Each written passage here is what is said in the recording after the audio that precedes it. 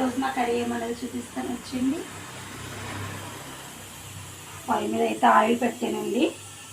తోటకూర ఎప్పుడు చేస్తున్నాను, మజ్జిగ పులుసు చేస్తున్నాను.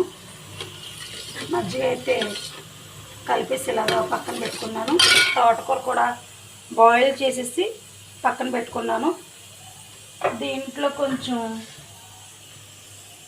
పసుపు,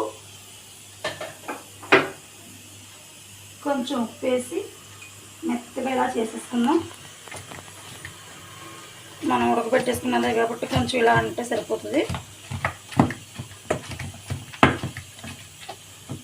ఈలోగా మజ్జిగ పులుసుకి పోపు అయితే వేసేసుకుందాం. ఆవాలు, జీలకర్ర, ఎండుమిర్చి, పచ్చిమిర్చి, ఉల్లిపాయ, కరివేపాకు.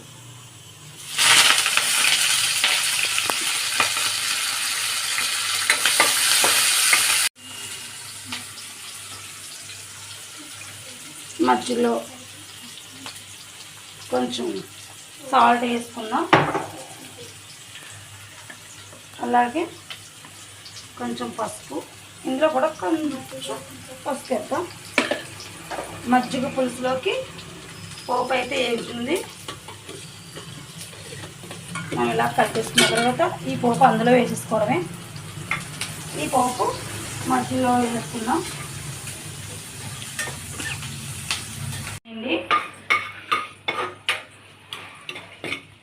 మనకి మజ్జిగలోకి పోపు వేగిపోయింది.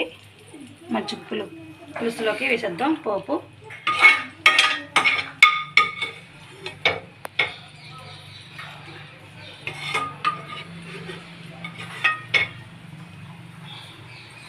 ఇలా కలిపేసుకోవడమే. మనం అదే ప్యానంలో అయితే తోటకూర ఎప్పుడు చేసేసుకుందాం.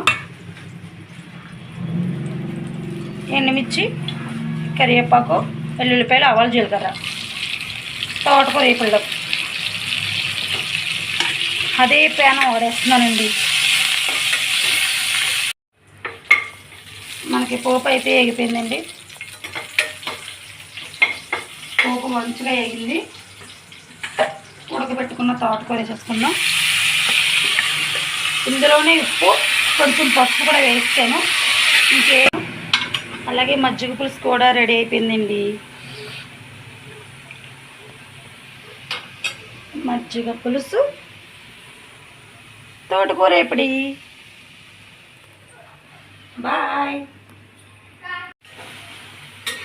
తోటకూర కూడా అయితే రెడీ అయిపోయిందండి.